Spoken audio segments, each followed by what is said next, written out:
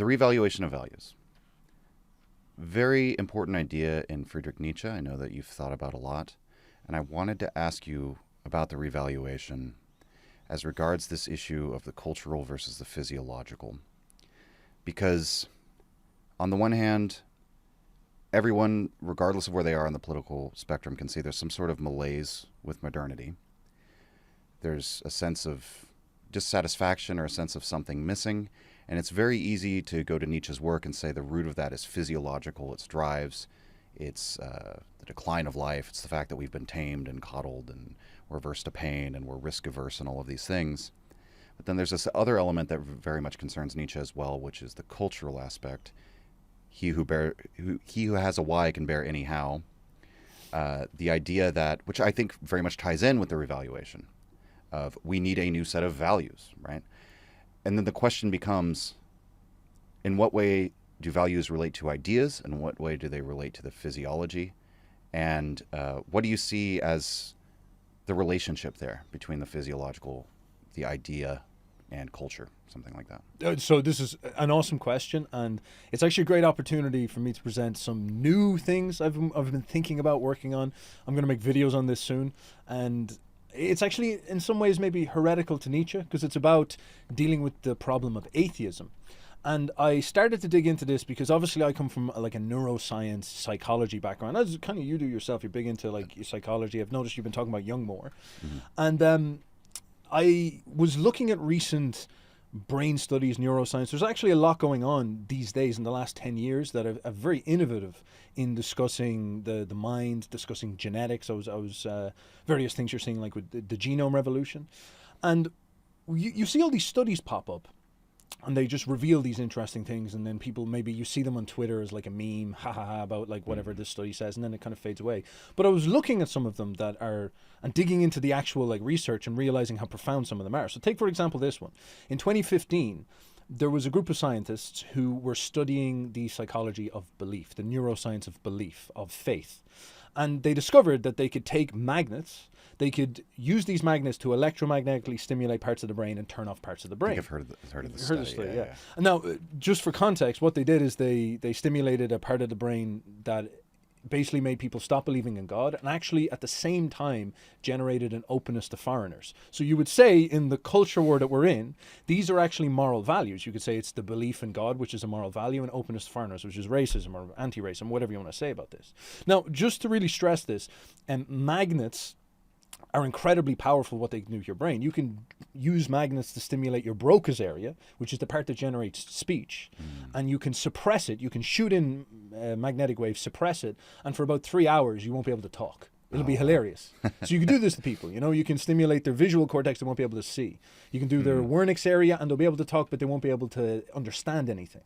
So you can turn off parts of the brain. So what I'm just thinking about the applications if I was an intelligence agency, with being able to aim that from afar at a politician or someone. I'm telling people about this, and believe me, any conspiracy theorist I come across are like, I knew it. The 5G towers are making us godless. I knew it. Like, it comes out. But why do those things interrelate? The belief in God and the openness. But that's the question. That's a crazy question. That's a really, really crazy question, because why? And like, this is what I mean. People who see that, and obviously a lot of people grab it and be like, libtards have brain damage, proof. And then other people, actually the people who conducted the study said, this proves that bigotry and racism are related. And they come from the same brain area, and we can turn it off. And it's weird, and then people just kind of brush over it, because it's a very strange phenomenon. Right. Now, what is the brain area? So the reason why can you use magnets to turn off speech is because I'm suppressing the speech center. This area is in your prefrontal cortex. Now, your prefrontal cortex is the thing that defines us as being human. And the animals, the thing that generally separates us is we have this big blob here. Now, within the prefrontal cortex, there's obviously different parts. The prefrontal cortex is designed to inhibit other parts of the brain. It gives us our willpower, and it's designed to solve problems. The specific part I'm talking about is called the posterior medial frontal cortex. Now, I know nobody's going to remember that, but you can think of it as like posterior means back, medial means middle. Right. So your frontal cortex, so we're saying the middle and then the back. So it's kind of like in the middle center thing. Right. So it's confusing, but if you think about how to understand these things, you must study what They do. You look at its function. So this is known as the threat detection part of our brain. Now, if you want a visual for this, imagine the eye of Sauron. So Sauron in Mordor looking out. Right. And when someone puts on the ring, that's like a danger. So you're walking through your life, and the eye of Sauron, the posterior medial frontal cortex, is looking out into the world, and it's saying, is there a problem? Is there a danger? Is there a threat? And its job is to assign this. Now, Sauron doesn't do anything. Sauron notices that there's a problem. It's actually a great analogy because can't do anything. He can't do anything. He doesn't have hands. So your posterior medial frontal cortex is not an actor. What it does is it recruits other parts of your brain. It's like an executive CEO Sauron type thing. So it sees that there's a tiger. So it's walking and it's like, that's a tiger. And then it tells other parts of your brain to dedicate visual resources, confirm that's a tiger. And then it says, all right, get the spear out to attack it turns on instincts, this type of thing. So its job is to process, assess threats, and designate, you could say, relevance or values or danger or intensity to threats. Threat processing center. So this part of your brain, when you suppress it, generates. So actually, maybe I should do it the opposite way. I'll do it in the positive. It's easier to understand. Okay. When it's turned on, it makes you godly. It makes you believe. It makes you also prejudiced towards outsiders. It makes you tribalistic, if you so will. People would call that racist, but I'm not sure that's the correct way to understand it. It would make you, suspicious of strangers. More heightened awareness of potential of threat, basically. And of course, then you have to think rationally about this. You have to say to yourself, the easiest one, the God one is actually really hard to understand, but the easiest one to understand is the stranger thing, because in nature, generally speaking, strangers are going to eat you and, take your girls and kill you and stuff like this. So in the jungle, you're walking around, anybody who's not your tribe is very dangerous. And the way to survive in nature is to be with your tribe, in the very, very simple sense. Now, the God one is a little bit more complicated, but when you look, and this is actually something Nietzsche points out in the Antichrist, read into the Antichrist, Nietzsche has a saying about early Israel. He talks about the Israeli God, the original, Moses and all this, and Joshua.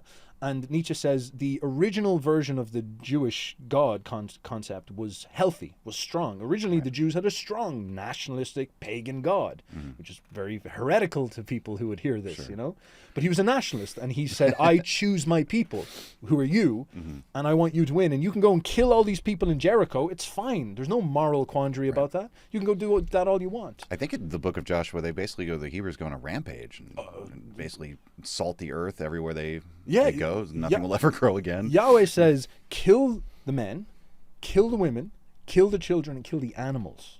Decimate, destroy them. Because they're an enemy, they're an outsider, they're a stranger. Right. And Nietzsche, being an edgy chud, was like, based. That's how God's supposed to be, Right. And in a weird way, you're seeing inside of this. This is something Jordan Peterson brings up as well, and this is like not his idea, but it's just a standard idea in religious sciences, in like people who study this stuff, that the general concept of God is almost always a father figure for a tribe. It's a projection of the collective vision of the elder tribe. So who is Zeus? Zeus is the Greeks' old commander version. So a way they project their whole tribal identity into one dude. And the Romans use Jupiter, the Jews use Yahweh, the Irish even... Jupiter means sky father, literally. Exactly. Yeah, exactly. And so this is almost like an abstraction of the tribe. And then if you think about it, like, God is in some sense a representation of the tribe, because if you want to sin against the tribe by being adulterous, or you want to sin against the tribe by hurting one of the women, or you want to sin against the tribe by hurting one of the men, what will happen, almost like an ant farm, is that the tribe will respond like an unconscious entity and swoop over you and attack you, this type of thing. Right. So it's like a very sophisticated organizing unit, if you so will. So this is why I see inside of, I'm sort of suggesting inside of, when you look at the threat detection center, is that this part of your mind understands itself as part of a tribe, and it understands the abstraction of the tribe as maybe what we might call God. Now, obviously, we can maybe extend into theology. I'll talk to you about a couple of very fascinating things now in a moment. Maybe more advanced things like meaning. You just brought up culture and all this. But before I go into that, I don't know, is there any thoughts? I don't want to rant too much. Well, the thought that comes to mind is I don't know that it's actually that heretical to Nietzsche, insofar as, how would I put this? The nationalistic Yahweh, right? That you would say, that Nietzsche would say, that's what a god should be, something like that. But the whole notion that you're bringing up of this sort of physiological relationship between the belief in God as sort of the archetype of the patriarchal, frankly, the authority of the tribe over you, myself as a part of the tribe, which can be seen, even in, like, if we go to Greco-Roman religion, where each family has their hearth fire that they maintain, where you have a sense that my grandfather fed this fire and maintained it, my father did it, my grandson is going to do it. All of our ancestors are buried there. And there's this sort of like self-identification of you with, frankly, again, with the tribe, with something that supersedes you, of which the individual sees himself as just like a fleeting part of a continuity that goes way beyond himself. And the, Greeks and Italians and their city-states were incredibly xenophobic and had that like pro-tribal loyalty or something like that. And so I think a lot of people look at that and be like, well, of course Nietzsche's for all of this. But I think the part that is not, how would I put it? The reason why I say it's not so heretical that Nietzsche would still be an atheist and still challenge the belief in God is I think he would see how there's a sense in which that's still like herd thinking. It's still collectivist. It's still you're gonna love the next bit. Subsuming yourself under that. Well, so then, hit me with it. Well, okay, so like at this point, all of our dearest right-wing chuds would be like, yes, we've proven racism's based. We've proven like a belief in God is based and all this. But there's there's a lot of very fascinating things with this. I'll go into the atheist side of this in a moment, but this is also the thing. You study this brain area, it reveals all sorts of profound things. What part of the brain do you think creates cognitive dissonance? Ooh. The posterior medial frontal cortex. It's the same. Yeah, I was going to say it's the same spot. It's this place. This is the place that assesses threats specifically to see if you're standing within a tribe and say the tribe says, we want to kill all those people in Jericho. And you might have a conscience. You might say to yourself, oh, I don't know, do I want to kill a goat or a baby? Because it's not... What did that goat do to me? Yeah, what did that goat do to me? And your conscience will say, you'll yap and be like, I don't know about this. And your posterior medial front, your Sauron, will assess the God tribe that has the capacity to string you up on a cross, that has the capacity to burn you at the stake for heresy or for blasphemy, that has the capacity to punish you for disobeying orders. It will detect this and be like, if we go against these guys, they're a much greater threat than that goat. Right. And so it will create a cognitive dissonance. What's a cognitive dissonance? A fake rationalized story. So when this part of your brain is turned on, meaning it's generating belief in God and it's generating tribalism, it also increases your capacity to do cognitive dissonance. Oh, interesting. That's crazy, isn't it? Yeah. So then when the high priest says, the God is telling me that we need to kill the goat and kill the baby and kill the woman, you'll be like, oh, I don't know about that, man. And then the voice in your head will be like, listen, it's okay. It's not your fault. You're doing it because of this. It's fine. These people are probably disgusting anyway. Think of all the ways that they're worshiping. Or the fact that you have to carry out this command in spite of the fact that you don't want to do it actually reveals how virtuous you are. Yeah, well, there's a lot of people have that kind of conception of faith. Like the more absurd the belief, the more I should believe it. Well, that's precisely what exactly cognitive dissonance does, is gives you a coherent story that dissipates your conflict of threat. So you don't want to do it and you think it's maybe evil. It will give you a story that makes you think it's good, that makes you able to act. But what I want to interject here that's interesting. So there's that passage that's in Nietzsche's notes where he's talking about conscience, and he's sort of posing the question of how it could ever be that in nature a feeling could be suppressed by a thought, because in what he says is the norm in nature is for every impulse to be discharged immediately, if we look at how most animals behave. But then you have human beings. There's been all sorts of philosophy over the millennia of what differentiates human beings from the animals and various ways of putting it. And one of the ways Nietzsche puts it, certainly not the only way, but the way in this passage is that we are the animal that can do that we can self-reflect and say, I'm going to interrupt this impulse. But the way that Nietzsche thinks we got there is actually very different from the way, say Aristotle or these people who sort of like want to uplift the power of reason or something like that, is by saying precisely what you're talking about.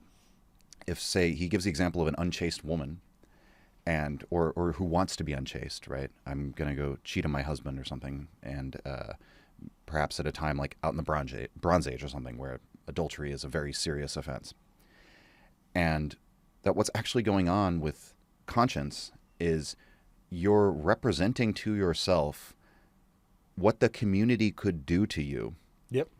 And that's, so he says, a feeling is suppressed by a thought, but it's specifically by the thought of fear. Mm-hmm. And that seems to be exactly what you're describing, is this area of the brain that's creating cognitive dissonance and creating this authority figure, making you part of the tribe. But the interesting thing about Nietzsche is he seems to be writing to people with the goal of saying, hey, listen, this is why your thought is circumscribed. This is why you don't want to think certain thoughts, because you're representing to yourself the fear of what the community could potentially do to you. And it's interesting because, you know, we talk about this in the Bronze Age. It would be one of those, like, you know, frankly, Bronze Age pervert style, you know, those types of values. But a lot of people deal with this in the modern day with left-wing progressive values as well. Like, they're very much afraid of like, you know, what could happen to them if they're in a certain social milieu and they say something inappropriate. But I mean, it happens in all sorts of ways. But so I'm just kind of wondering, without trying to make this into a simple-minded, is it good or is it bad or positive or negative? I think Nietzsche does think, at least for a certain type of person, like, no, we need to go beyond this. Like, if you let this circumscribe your thought, and that's why Nietzsche often says what you need for free thinking or to be a free spirit is not like some excess of reason or erudition. What you need is courage. Mm-hmm. What you need is to not be afraid of the consequences, that because you have that inner voice that's like the voice of the tribe. Morality is the herd instinct in the individual. When you entertain certain ideas that says, oh, no, like, you can't go beyond that. That's like you're crossing a boundary here in your own mind. And so I guess I'm wondering, like, I don't know, like, how do we use this information to move forward? This is what I mean. It actually is quite tough on Nietzsche, because he's absolutely correct in many things that he's pointing out here. First of all, the entire concept of what it means to be man. This is, again, something neuroscience reveals to us, is that the majority of what our prefrontal cortex does is not generative. It's not like an AI that generates something. Right. It's something that inhibits. So a vast majority of what this part of our brain does is suppresses other parts of the brain. So, for example, you have that feeling of, maybe we'll say, compassion. I don't want to kill the goat. I don't want to kill the baby. And the posterior medial front, the threat detection sauron, will suppress that feeling. Right. In order to get you to go along to what you do. It inhibits. You even have it between the two sides of your brain. The way they function is they inhibit each other all the time. So you're sitting here and I want to imagine something, and my right hemisphere will suppress my left and allow me to imagine. I want to just recall something, my left hemisphere. So there's like all this inhibition that's going on all the time. It's actually very fascinating. And then, yes, that turns profoundly into what we might understand as morality, the inhibition of certain instincts.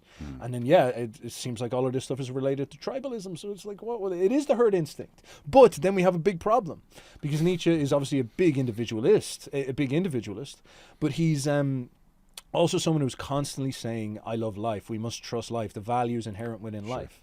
And this is where we start to get a contradiction, or a problem, or a paradox, if you will, because it seems like the operant way that mankind has evolved to engage in life is to think of itself as a unit within a tribe. We're not herd animals, but hive animals. Sure. Like, we see ourselves as like ants or bees, not necessarily as like predators roaming on the steppe or something like this. It seems like we function within that tribal context, and our brains literally are wired that way on a very, very deep level. But it brings with it all these enormous problems, which is that if these parts of our brain are fired on, it like, the liberals are correct. This is something that, you know, the right wing, who are kind of ascendant right now, are really going to have to deal with, is that the liberal assertion that right-wingism is close-minded seems to be correct. Just like maybe you could say the lack of threat detection leads to liberalism. Right. The opposite is also true. Where siding with the bugs in Starship Troopers. That's the famous thing. Yeah.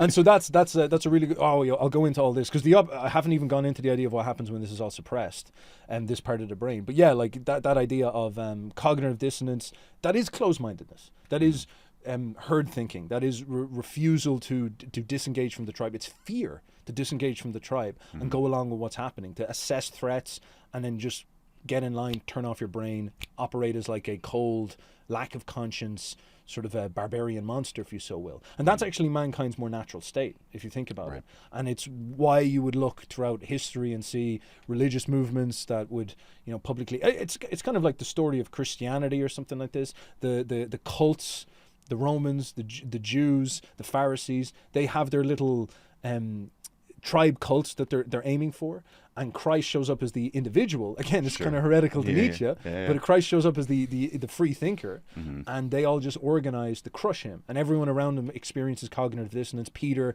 Paul, the disciples all freak out, and they're like, I know I'm going to die if I stand by this guy, so I will deny him. And that's the whole sort of implication. So I don't know if you've anything you want to say on that. I'll go into the inversion of all this when you turn this off now, which is very revealing as well. It's maybe a discussion into liberal morality. Yeah, just briefly. I mean, I think the comparison between Nietzsche and Jesus, or Nietzsche even and say Socrates, the through line there is that I think Nietzsche, he identifies like a certain type of person that's incredibly rare, that he calls a lawgiver or a legislator, who manages to completely reevaluate the values of a society. They're almost always, he says specifically when he's talking about Plato, that if Plato had succeeded in Platonizing Southern Europe, the way that Muhammad succeeded in imposing his will of how everyone should live, even down to day-to-day affairs, then Plato would have become basically, we might have had, like, instead of Christianity, like a Platonic religion or something like that. But instead, in his own time, he was a frustrated utopian and seen as kind of like, until the time of, obviously, Alexander, when he learns from Plato's student, we get kind of a revision of Plato's legacy. But that during his time, just like with Jesus, everyone kind of like rejects him. And, obviously he was cutting against the entire grain of the Hellenic culture, which is totally proudly unself-reflective and proudly physical. The thing Nietzsche says about Socrates is he would go around asking the noble Athenians for the reasons why they did what they did, and he's like, they never knew what the reasons why they did what they did. So the reason why I bring this up is, like, I think Nietzsche acknowledges, yes, I'm trying to serve a similar role in society as one of these profound, extraordinary individuals who reevaluates all the values, but they're almost always hated, and they're almost always, again, cutting against the grain. And it reminds me of a passage from Will to Power, and I wish I could remember the section number. It was one of those sections where it blew my mind. It's a complete contradiction in terms of what Nietzsche says, but it makes total sense. The line is that the strong are he says, the strong are weaker than the weak. And it's like, that completely complicates the whole story that he's giving. Because he says, just as a matter of fact, like, look, what happens to most people who come in and are like these great, exceptional individuals, they're like Napoleon. Like, they have a amazing career, they do all these great things, and then they get crushed. That's what happens to most of them. And then, like, every once in a while, there's like an example like Jesus, where it's like they still get crushed, but they inherit the whole civilization in a couple generations. Something like that. But that idea that it points to exactly the contradiction you're raising, that Nietzsche understood that. He's like, oh, the herd is actually stronger than the great individual. And this is a lot of at the end of this book, Zarathustra. Zarathustra has pity for the higher man because he always ends up botched. He always ends up crushed. He always ends up, there's that Japanese proverb, the tallest nail is the one that gets hammered down. The tallest blade of grass, the one that gets cut. And so there's this dynamic there that I think he does recognize. And I don't know, I guess I will kick it back over to you, because I have my way of thinking about it, but I don't think I've reached a final answer on how Nietzsche thinks about it, because doesn't that imply that you should go with the values of the herd if they're stronger? Yeah, and like strength is obviously like the path to life. Again, this is something, and I don't think Nietzsche's doing this dishonestly. I think he's like just genuinely exploring this, and I don't think it's an easy thing to resolve at all. But yeah, the herd is the path to life in many ways. Like, if you're going to become a great hero, you really, really, really need to have your nation in some sense succeed. Like, if you look at Nietzsche, after they lost World War II, after the Germans lost World War I and World War II, he was actually very heavily demonized for a long time. And it was only recently that he started to get rehabilitated. And he's only basically now starting to get understood, if you so will. And for like after World War I, he was considered like a demon, and he was like, you know, he was the Antichrist. He was a part of the propaganda against the Germans and all this. And this is just a big issue. You do need that in some sense to see success. And it's not like, you know, the Soviets promoted Nietzsche when they took over East Germany and all this. So, although there was a little bit of Nietzschean influence on the Soviets with the new Soviet man. The idea that if we fully implement communism, it will so fundamentally change, like, because I believe everything is material, which kind of goes back to the first question I asked, you know, to start this discussion, is their whole theory is if we change all the material conditions, all the economic conditions of man's going to flourish and be reborn. And some Soviet writers were actually influenced by Nietzsche and the idea of the overman, which is very odd. But it's funny because the way that they get there is by kind of like equalizing everything. We're going to equalize all the economic relations, and obviously Nietzsche would have a problem with that. But. Well, I guess then this kind of pivots into the next thing I was going to say, which is despite you, it seems like you may need a nation to carry you through. There is also a phenomenon where you can break free from the nation specifically, like Jesus broke free from the Jews in many ways. Nietzsche did break free from the Germans, as you just illustrated to me. The Soviets took him up. Now the Americans have taken him on. You know, he's gone into the Anglosphere. So this seems to come from the idea of, like, if you open up into the realm of free thinking, you can actually interact with the truth, and that will make you transcend everything in some level. And there's definitely something to do with this. And of course, this is what's weird, is that all of us based chuds, we would look at what I just described about these parts of the brain that generate what it seems like our moral values of godliness and we say hostility to strangers. These values are signals of health where your brain is firing in all cylinders doing its job. But and then it also generates a closed-mindedness of sorts. But when you suppress this part of your brain, like I described, you come in with magnets and you turn this part of your brain off, people display lack of belief, so they become atheist, and they also become open to strangers and open to foreigners. Now, and people call this being libtarded or being liberal or something like this. No, but this is the thing, is that Nietzsche was actually very much like this. When you read into Nietzsche, that's true. He's literally sitting there and being like, fucking Germans, man. I hate German culture. Their food is crap. They're classless. They're Deutschland über alles is the end of German culture. We used to be poets. We used to be awesome. This whole nation project is stupid. And then he lists all the follies. He says, like, he basically says everything the Germans hate, I like. The Germans don't like the Jews. I think the Jews have good potential. The Germans don't like the French. I think the French are the masters of culture in Europe. The Germans love their Christianity. I think Christianity's fake. The Germans this, I think that. And then at the very end, he's like, I'm not even German. I'm a Pole. Right. Which is completely made up. That's not true at all. You know, people look. But it's more informative that it is made up. Yes, exactly. Right. And this is what I mean. So it's almost like Nietzsche. It's like as if Nietzsche has this part of his brain turned off because he's like, God's dead. He declares he's atheist at several points, although he does steelman this whole idea of like the strong God several times. He's anti-Christian, he's anti his own culture. He's actually displaying these traits that you would describe as liberal. And these weirdly obviously correlate with this idea of turning down cognitive dissonance and allowing the capacity for free thinking. Yeah. So maybe, and this is where things become very fascinating because, well, all right, move aside Nietzsche for a second, I'll get back to this. Just go to the foundation here, because this is like us showing that there's a neurophysiological reality to our morality. Like we have seen laws be used to instantiate woke morality, if you so will, which is this anti-racism, atheism. It seems like we're actually having this stuff enforced. In Ireland, we've seen the blasphemy laws get pulled apart. We've seen things like abortion and all this come true, which is actually really a signal to tell the church to go fuck off, because we don't like religiosity. We don't like the tribalism of godliness. And obviously the racism question comes in too. These are like literal moral values turning into real legislative consequences that put people in prison. In England, people are going into prison because of this stuff. Now that's really fascinating, because if it's a neurophysiological phenomenon, we have a big problem, because we're saying, is this objective morality, or is this just some weird? Could you turn on this part of people's brains, Right. and just completely switch the morality? Or I'm even thinking like a Brave New World solution of like one day someone saying we can actually make everyone better people by shutting down this part of your brain. Exactly. And then this is the kicker. So just like when you turn it on, you get godliness, you get closed-mindedness, if you so will, but it also turns on cognitive dissonance. So some people would say godliness is a good thing, but it also brings cognitive dissonance as a bad thing.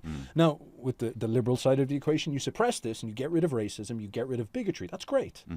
But it also gets rid of your capacity to assess threats, which leads to your inability for Sauron, his eye turns off. This is what happens when you suppress this. And his eye can't see, which means that he can't call the orcs to go solve problems, which means that you're not able to assess new problems and adapt new behaviors to learn from those problems. So what does this lead to? And this is a literal thing. Someone who has this part of their brain turned on will go and deal with an issue, try to solve it, not be able to solve it, and then not be able to learn from the experience. They can't assess errors, mistakes, or threats, and they cannot learn as a consequence, which means that they stop evolving.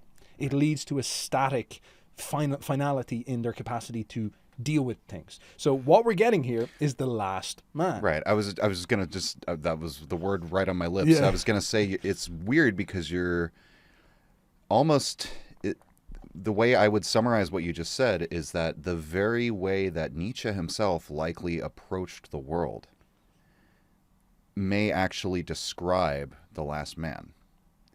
But what does that imply? I mean, does that imply? It's crazy. It's crazy. Because in my mind, I'm thinking, okay, maybe the issue is really just as simple as Nietzsche's IQ was off the charts. And so when he thinks openly and goes beyond, like, you know, the city walls, circumscription of your ideas and thinks freely, he's still able to, like, center himself back on the values of life and be like, ultimately, this is what I'm aimed at, regardless of whether he succeeds in this or not. Whereas somebody who's, 100 IQ, who's just a normie cog in the machine type person, they go down that same pathway of turning off this threat detection system. They just become the last man. Yeah. Because there's no... And it almost... I mean, that is something that I've thought about a lot with Nietzsche, is the fact that, for all of his values, physiologically, Nietzsche was very sickly. And he criticizes people, or the idea that we should, express all of our will to power through the will to truth. But that's exactly what he does. But it's almost like, well, that was appropriate to him. That he's got this body that's kind of... he's at war with, that he has to continually conquer his own suffering. But he has this mind... He knows it's for the purpose. There's a great line where he says... what are my happiness and contentment to me? What matters is my work. And he was just driven. I'm going to write like a philosophy book every year. It's going to be a complete banger. And then I'm going to write 5 books in the year when my mind is completely falling apart, be the most productive I've ever been. And my body's also, attacking me too. He's having these migraines and near blindness and all of this stuff. And so it ties in with this whole issue that in many ways, I remember somebody commented to me on X where they said, they were kind of talking about my interpretation of Nietzsche, and the way he put it was so funny. He said, I think you're right. Nietzsche almost wants us to be more Reddit atheist in a sense. And it's like, so what is the problem with the Reddit atheist, though? It is sort of what makes me think about. And it's like, well, the problem is that they're a midwit. Yeah. It's not the problem that, like, I don't know. The problem isn't intellectualism. The problem isn't like sacrificing the body for the sake of the intellect. There are some people like Stephen Hawking, that's what he has, but if you just want to turn that into a blueprint for everyone, it seems like it does lead to a complete like flattening and like you said, last man morality. Well, this is it. So if we look at this neuroscience that I'm speaking about, you actually in an interesting way almost like objectively model two separate moral personalities that actually seem to be the core of the left-right divide that we're seeing right now. You're saying each person models that within themselves. So, like the people who have the threat detection center off gotcha. Yeah. versus the people who have it on. So you can say the right winger is the guy with it on, the left winger is the guy with it off. And this is not in any way clean. You'll often meet right wingers that are atheist. You'll often meet left wingers that might have a belief in God. And actually, you could go into that later because I see ways that this works out. But I'll just go a little bit more into the left side of this, because you have to also ask yourself the question. It's like, well, what is the thesis here then? Like, because we are seeing Reddit atheists, if you will, or woke people, whatever you want to call them. We're seeing it across the culture. There is a huge rise in atheism. In fact, atheism peaked in 2019. In England, in even the year 2000, atheism was still a minority and Christianity was still a majority. That all changed in the last 20 years. Really? And literally only 5 years ago, we've seen the actual massive peak of atheism. Specifically, I believe there is no God in the sky, there is no higher being, there is no nothing, it is dead, it is empty. That way of thinking peaked only about 5 years ago, and that is correlated enormously with what we might call the woke movement, if you so will, which is obviously the anti-racism thing and various other things that go along with it that we could get into at a later point. But again, I'm talking about this mental modeling system, because you're saying, oh, what's going on? Are the government setting up magnets, turning our brains off? Right. Is that what it is? Should I go? Also, why would it be magnets? Why I haven't really wondered about that aspect of like why it shuts down that part of the brain. So you send in electromagnetic waves. You can think of it like how could I say? Maybe like you're blasting so much music that it just clouds the signals, so you can't hear anything. Right. So it just dulls it for a while. And it just turns off. Okay. And then it comes back. So you can do it with your voice. You can turn off the Broca's area, and you won't be able to talk because the part of your... It's like... Actually, it's almost like injecting a sedative into a muscle, and the muscle turns off. And it'll come back online. Okay. But for the hour or two, you'll be walking around like... you'll be weird. Your hand won't work. Right. It's like an anesthetic. Yeah. That's maybe the way to think about it. Yeah. But you use electrical signals in your brain, so it's electrical anesthetic. So like the idea, should I go in InfoWars and say this to Alex Jones and be like, yeah, I'm here in Austin, should I go in InfoWars and then tell him this, and then he'll be like, nice, I knew it, I knew they were doing this. Is this they were shooting into things? But there's actually a way more simple explanation that is actually kind of scarier in a way. That it's obviously the experience of cities, the historical meme of Spengler, tough men create good times create weak men. Like that is obviously what's happening here, because what happens is we have people who are in nature, and you go out through the jungle in nature and you're going to die at any second. Right. You even think of the animal's experience, and this is where you can start to get into even more interesting philosophical questions. Death is instant. It's around the corner at all times. Yeah. And what does this force into your consciousness? This actually explains the God thing an awful lot more. It forces into your consciousness purpose and destiny and who's in control of my... And that continuity thing too. Of like, oh, my life could end at any time, but I'm part of this chain. Exactly. Yeah. And then it also gives you a concept of...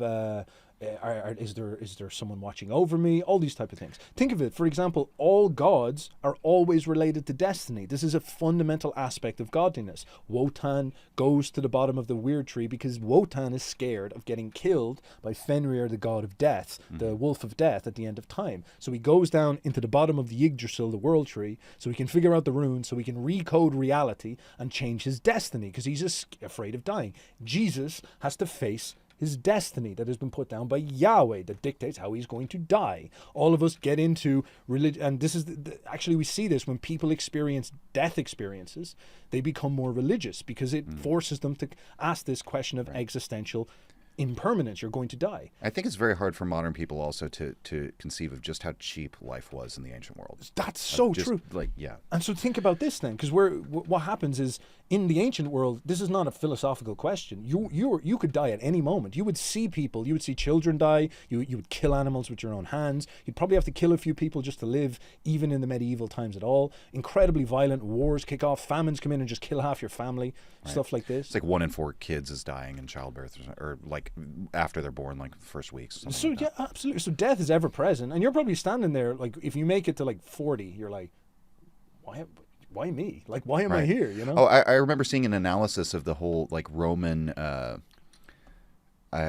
trying to remember the name. The cursus honorum of the all of the like offices that you had to hold in order to eventually become a senator and a consul, and like there's an age requirement. And I forget exactly who was doing this video, but he was pointing out the age requirement for senators was 60 years old. Oh man. And that what that means today is completely different from what it means in ancient Rome. Oh, yeah. That to be a senator, you had to be a survivor. Yeah, yeah. Like in a way that is very different from today. I mean, like when they celebrated, you weren't really accounted a person until you were 14 years old. That's your age of manhood. And it's because, and you got like another name when you reach that age, because there's that, you know, whatever percentage it was of kids who just are not going to make it. Mm-hmm. And it's sort of like, now, okay, you're like entering, like, yeah. That's exactly it. It's like the ever presence of danger is there. And that just obviously would fire on the threat detection center. This is the most logical thing to think about, is that death is always a dare, and that's the ultimate danger. So you're saying the threat detection center, basically, it's like, if we think about it like a muscle again, you don't use it, you lose it. Yeah, the brain is like that. The brain is just like a muscle. Right. You don't use these things, you lose them. And then think what happens is you get the like incredibly powerful people like Romans, like the creators of the West, if you so will, the pioneers who came over to America. Imagine what it was like coming to Texas 500 years ago. Like, you know, there's a great book about the Texas Rangers and why they were, the whole reason why they were formed was because ranchers would go out and just get killed all sorts of ways. Oh, yeah. And they needed a someone to basically try and patrol and stop Comanches from coming in and killing the settlers in like very creative ways, actually. Like it's one of the most interesting things about the book is the you can imagine all the sorts of torture executions they would do, because they're, you know, that was their attitude, is like, you're out here on our land, you know, taking the attitude that like, all right, we just have to go as hard as we can to make you stop. And obviously it didn't work, but Texas was a particularly brutal place to settle. And I think about that sometimes when I'm walking around in the city. Yeah. I think about that when my band goes on tour and we're on just thinking about the highway system. Mm-hmm. And it's one of those thoughts that like, I never express to people around me, because it sounds so like, it's like, do you ever think about how amazing it is people built the highway? And it's like, yeah, okay.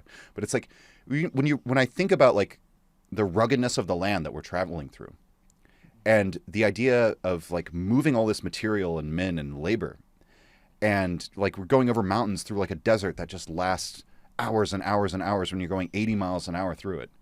And you're thinking, wow, people had to build all this when none of this existed. Mm-hmm. And that's even at a time when they're building the highway system where there aren't Comanches stringing people up and stuff like that. It's literally just, even within a couple generations ago, it wasn't as you would have had more opportunities to work your threat detection muscle. Oh, I guess. Oh God, yeah. Like even me just driving around on the highway, because we don't have highways like you do in Ireland, and I'm like, what? This is just insane. Just the infrastructure is insane, and that's precisely like the Americans are significantly more religious. In the 2000s, about 83% of people declared their belief in Christianity. Now, declared belief is much different than practicing belief. In Europe, for example, declared belief is about 45%. The people who actually attend church is about 5%. So that's that's revealed preference, what people actually care. But in America, it's still really, really high. It's actually dropped to about 60% now, but it's still like, that's still a majority. And you ask yourself, why is that? And I think the simplest answer is that the Europeans have been civilized for about 2,000 years. The Americans, in a way, were a load of Europeans who left civilization to go out and basically had to experience that. Yeah, you can get free land, basically, or cheap land. Yeah. All you have to do is risk your life. Risk your life. And so, like, the people who went out here, first of all, a lot of them were Puritans. Second of all, they're coming into an enormous amount of danger. And just this part of their brain just fires on. And they're closed-minded. They come out and they're like, we're not going to be open to the Comanches. We're going to fight them because they want to fight us. And we are invading. Like, this is what it is. Right. We're colonizing, this type of thing. And so you can see how that has left its legacy in America, where there's still that, like, strong faith. Right. And still that. Well, also, something that I've thought about a lot that is not mentioned as much about the origins of America is precisely when you said that they're Puritans. We have to understand like what Puritans were at the time. These were like a fringe religious movement, basically. Mm-hmm. The reason why they're leaving is because they basically they're not like really societal outcasts, but the level of religious intolerance in between sects in Europe at that time was way, way higher than it is now. And a lot of the early people, or the early pilgrims to America, if they weren't Puritans, they were part of some other sect that was basically had a notion, we'll go have our city on a hill where we can practice our religion exactly the way we want to do it. But so America's kind of founded by cults. It's founded by like these weird like fringe sects who want to be like, okay, in the New World, we can just practice our religion. We don't have to worry about like the Catholic Church or the Episcopalian Church, Anglican Church. Sorry, I think thinking in American terms here, but the Anglican Church telling us what to do and all this.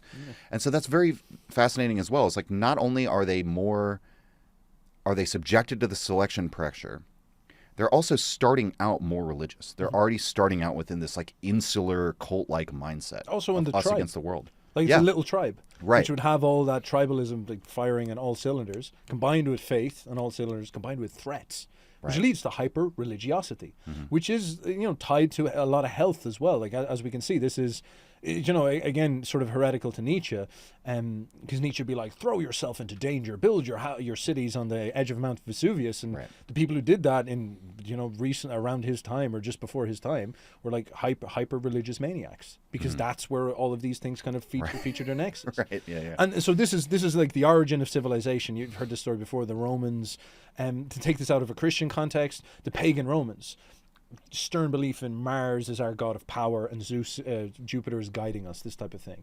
And they establish Rome. The American pioneers establish America, and civilization happens, and urbanization happens. And what happens? The threats get conquered. You conquer the Comanches. You conquer the land. You build the highways. The Romans conquered their territory, build Rome. Rome becomes 1 million people strong. They start to bring in people from all across the world. What begins to happen? You begin to create a city. Inside of the city, there's police. There's air conditioning. There's roads. There's no snakes. There's no animals. There's no danger. So this part of your brain simply experiences less needs to be employed. And this also leads to the city mindset that's actually very adaptive on top of this as well. Because in the city, it's actually very valuable to be open to strangers. If you're in a little Puritan cult of 150 people, that's great if you're living out in the middle of a load of Comanches. But if you're in a city and you're closed-minded, it's, you're closed off to strangers. It's actually really you can't go into a bank. You can't go into like a local restaurant. You can't get on the train because you're on the train and you're just like, look. So you actually develop this. You drop your guard and you open up. You open up to the markets, to the merchant world, this type of thing. In fact, it's probably very positive for something like the arts, because in the city, all these different cultures and all these different tastes kind of come and blend together and allow you to maybe open your mind and explore things and develop the liberal trait that we constantly see, which is openness to experience. Right. When you're in the situation of Puritanism, you have to be closed. You can't say to yourself, I wonder what the Native Americans believe. I'll go over to their camp and check it out. You have to close yourself off and be like, no, they're enemies. We don't like them. But then once conquest happens, once urbanization happens, then you open, you go and you explore this. And this is what you see. You see that the strong tribal god dies. Your belief in that god dies. His convictions about sexual morality or closed-mindedness to other races or other tribes, that all drops, and openness begins to appear. And this is an interesting question, because you see this in Nietzsche, you see this in Spengler. They say the process is hardcore Puritan, pagan, vitalistic rising with strong gods. Then there's a civilization is achieved. And then all of that closed-mindedness has this brief moment before the collapse, where the comfort gives space, where a load of artists can explode out of it. So Nietzsche talks about this with the ancient Greeks. You had the strong ancient Athenians, and they have this moment during the Golden Age where they stop being militaristic psychos, and they just kind of let go, allow a load of artists to flourish in their sort of well-established civilization, and then that's right before their decline, And right before they're conquered. their decline happens, and then Alexander the Great comes in. The Macedonians come in and conquer them. Right. It's the same system that you see in Rome. Rome, enormous rise, huge time scales, and then they achieve Rome in about 200, 300 AD, Pax Romana, and there's this explosion of cultures. It becomes a multicultural thing where they're bringing in everybody from all over the world. There's Mithridism from Persia, there's Christianity, there's all sorts of things happening. The urban peak society happens, and this is obviously right before their decline. And then they decline, their gods die, Jupiter dies, God is dead, that all happens. They become massive. They have to become massively open to strangers because that's all that Rome is at this point. It's a hodgepodge. And then there's probably this huge cultural eruption, and then it falls apart. This type of thing. So you see this pattern. So is this the threat detection center? Is this some weird, just biological pattern that we see where you go in, closed, narrow, focused, you create, and then at the end comes the harvest? Right. And is that maybe the psychology of? Does liberalism have maybe a point? Sure.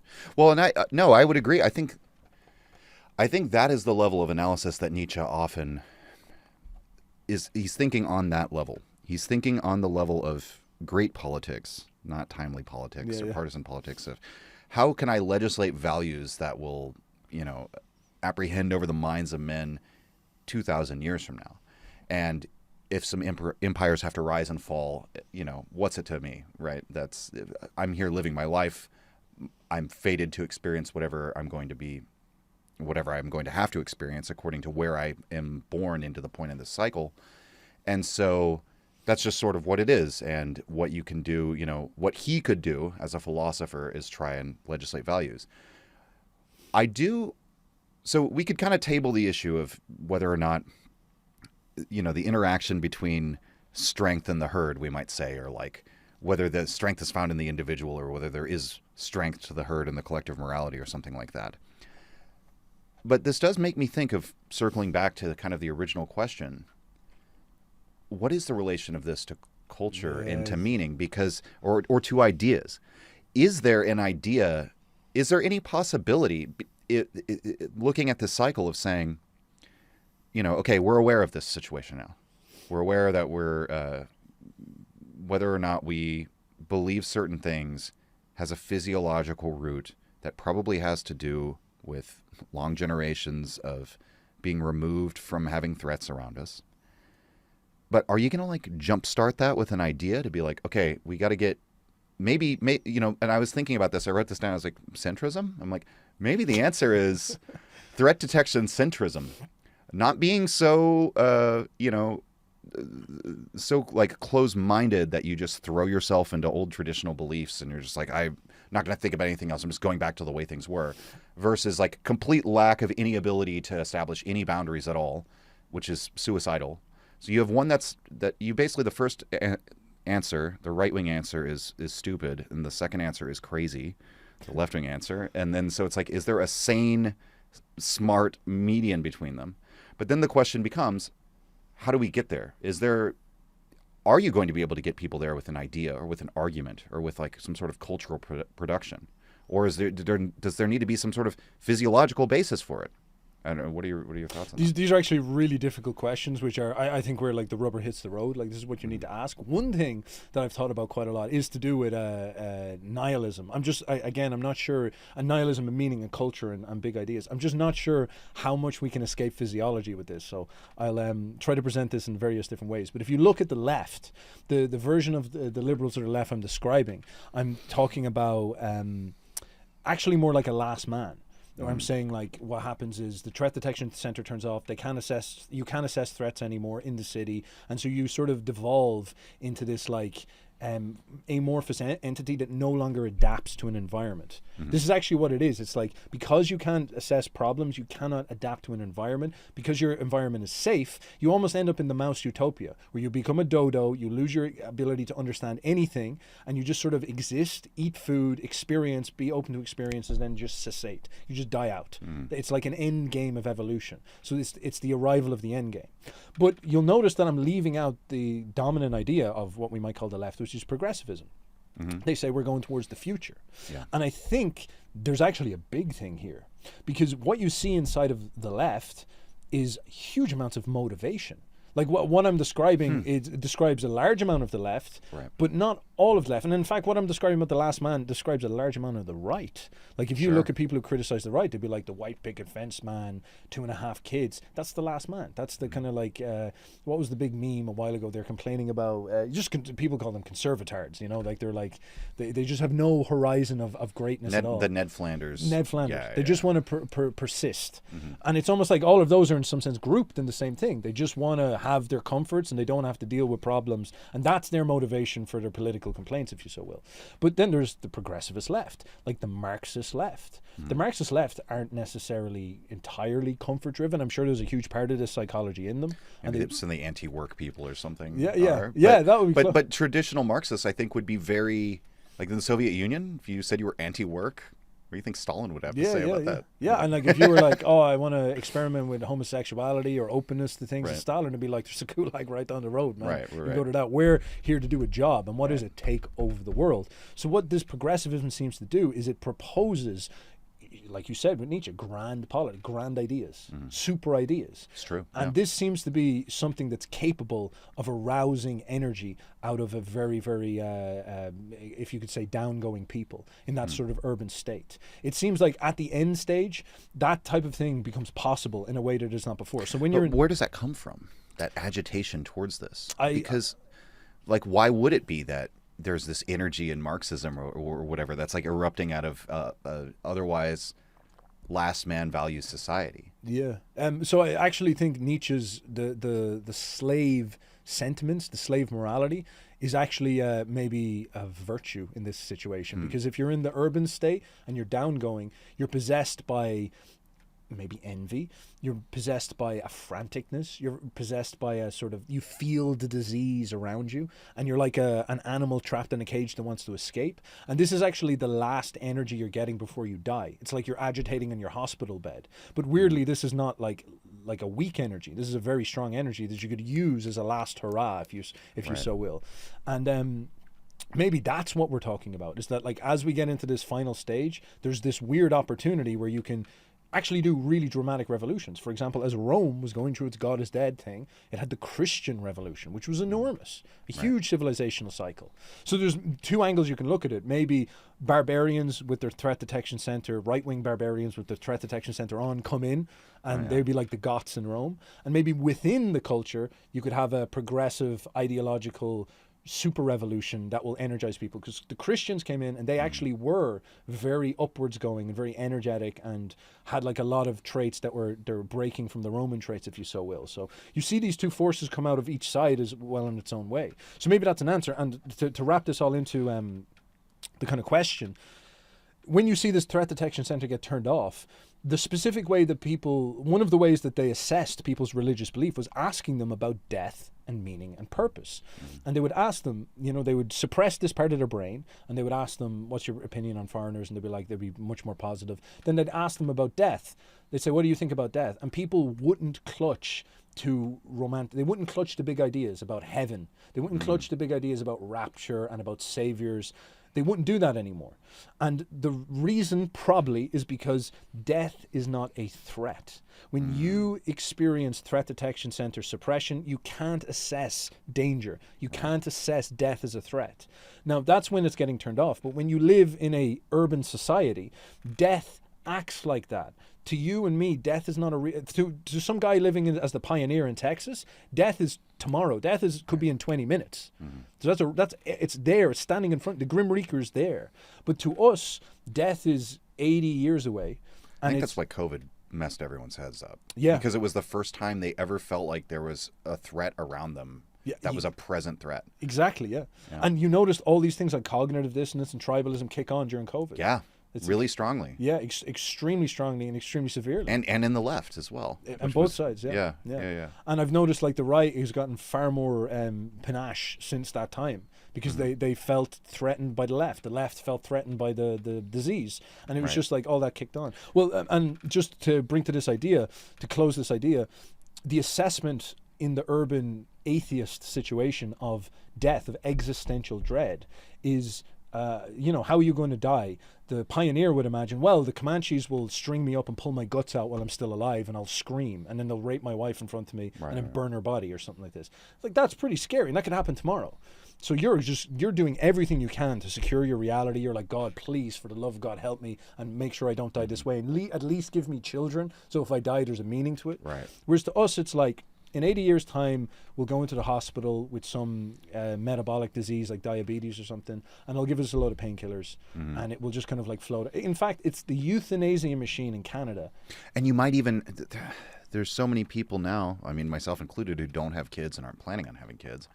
And so you're going to go into the hospital at 80 years old with some sort of disease and just pass away without even really any meaning in that sense of like you have your family around you. Well, this is the other thing. Is like, what would stimulate you to have kids? What's the single best stimulator for having kids?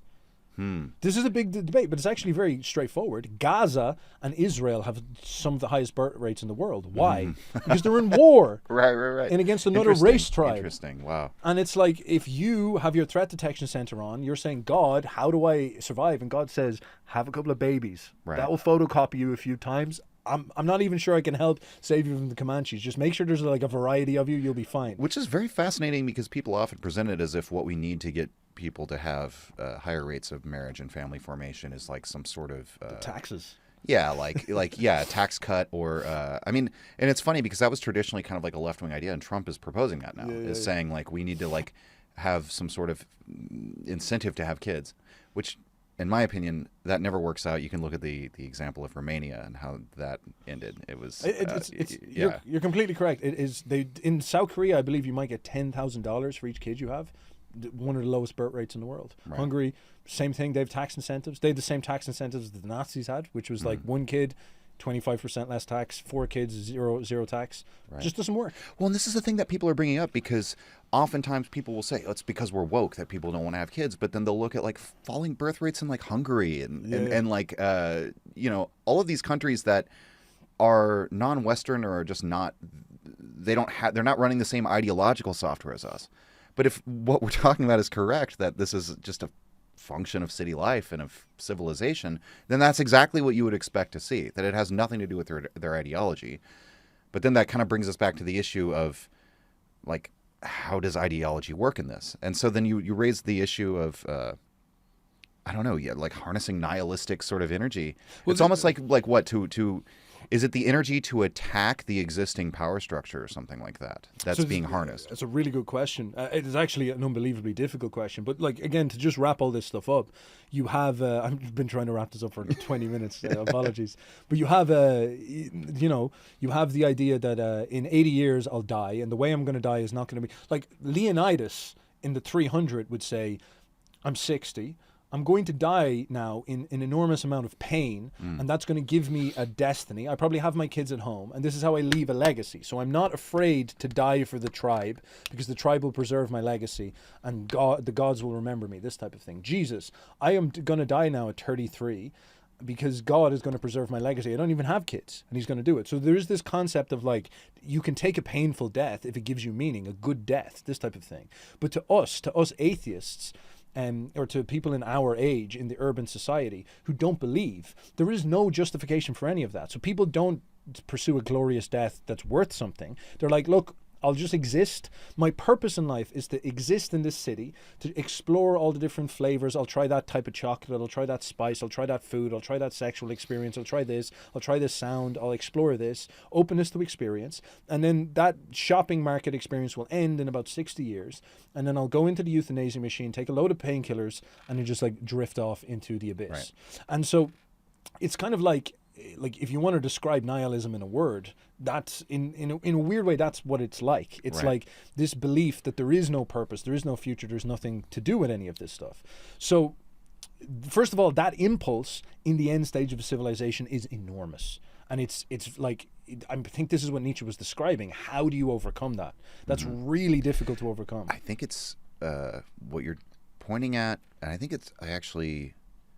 don't think I perceived this until I read Deleuze in his interpretation of Nietzsche, is passive nihilism versus active nihilism. Yes, now we're getting somewhere. And what's interesting is when you were describing it as a shopping experience, it reminded me of Dostoevsky Notes from Underground, where there's that passage where he says, man is not like a machine, like a piano key, where you can just input a certain number of things and then he's happy. If you were to ever establish a situation, the way he specifically puts it is, if all man had to do was maintain his existence from day to day, eat cakes, find partners for sexual activity, and go to sleep at night, that's all he has to do. He says, eventually this would produce such a seething madness of just coming from the irrationality of the human creature that just wants to prove I'm a man and not a piano key. Yeah. I'm not just a machine that you can put in things and I'll be happy. And he even goes to the point where he says, eventually man will burn that system down. Eventually he'll prove by cannibalism even, however he puts it, that I'm a man and I'm not a piano key. And so that to me points at, like, you put people into this passive nihilistic situation and then there's going to be like this irrational upswelling of humanity to overthrow that system. On the other hand, I don't know if that's what I see in reality around me. I like the idea very much of active nihilism rising up to crush passive nihilism and then like leveling the ground so that there's a new revaluation that can happen. But when I look around, I am kind of like, I have that same kind of fear or nausea that Zarathustra has, where I'm like, no, you people really do want to just like eat cakes and sample the chocolates and all that. Like, so what do you? Well, that's sort of what I'm pointing out with this, is that we've got this, like, enormous desire for simplicity and be like, it's like, maybe I'm saying the left and the right or something like this, but these phenomenons such as the comfort effects that they have in us is present just as much in conservatives as in left wingers. And then, as I said, within the left, you see, actually, I think you have the passive versus active nihilism most strongly. I think on the right, you just see people who maybe have the threat detection center still on versus maybe a more urbanized conservative. And this is like the kind of blend of everything going on. So again, in the end of Rome, you had the Goths, who were the tribal barbarians, who were almost like the people who are not nihilists. They just feel naturally still. And then you have within Christianity something of an active nihilism, like people who that's true, yeah, kind of like believed in something. And it's the same at the fall of Russia. You had the sort of white army that was like fighting against the Bolshevik state, and then you have the Bolsheviks who are rising up, and these were like two vectors of forces. And so is this what we're going through right now, where the vast malaise seem to be comfort last men? As Nietzsche said, the glass man will just keep on spreading like a flea across the earth. Sure. And maybe you'll have pockets of active like maybe that's what the woke was. They were like, in some sense, giving reality a purpose. Because if you look at around here, you meet an awful lot of technologists. Like people like Elon Musk is celebrated as the man of the right now.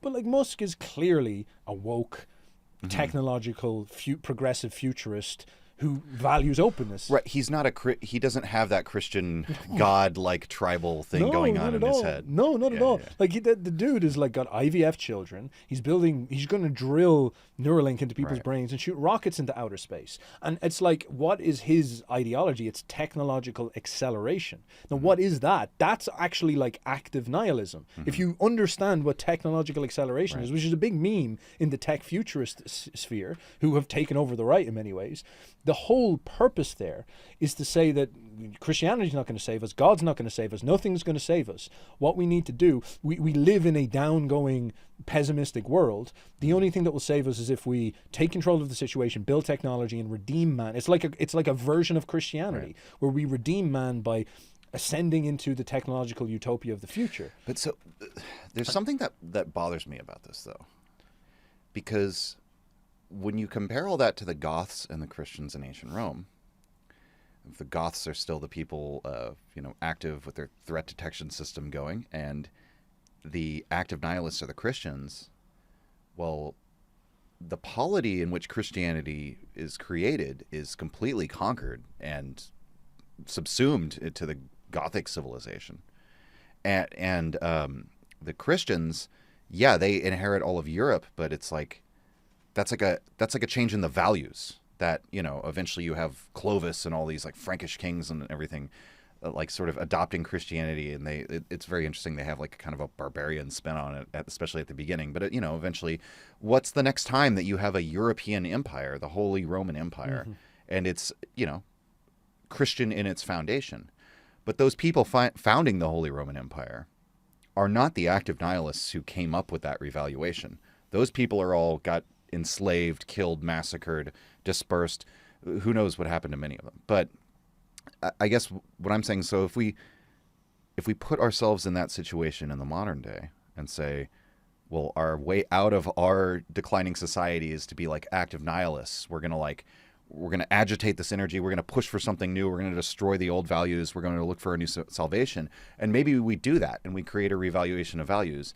But like, who are the barbarians? Who are the Goths? Is it like the cartels sweep in and establish a new state, and then like they're practicing Prometheus in two centuries or something like Promethean Mexicans, right, or something like that's like the future, and that's and so from the angle of like the way Nietzsche might have thought of things, he might be like, great, but I think if you think through for the average person living today, like the prospect of that, they're going to be like, well, that's not an acceptable outcome. And there's something about it that is sort of, and it's something I struggle with as well. It's sort of fatalistic, and that can make you actually disempowered. If you're like, well, there's no way to salvage our society.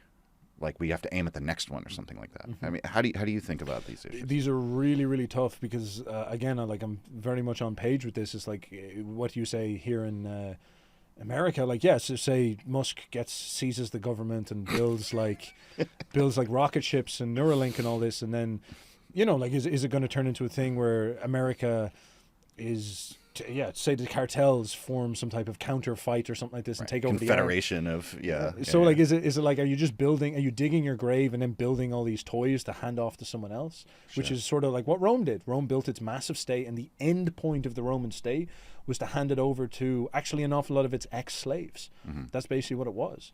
And so they sort of the entire point of their huge endeavor in a weird way was to just be a womb for something else, and it's kind of like, are you a cock? Like, what's going on here? What's in that type of situation?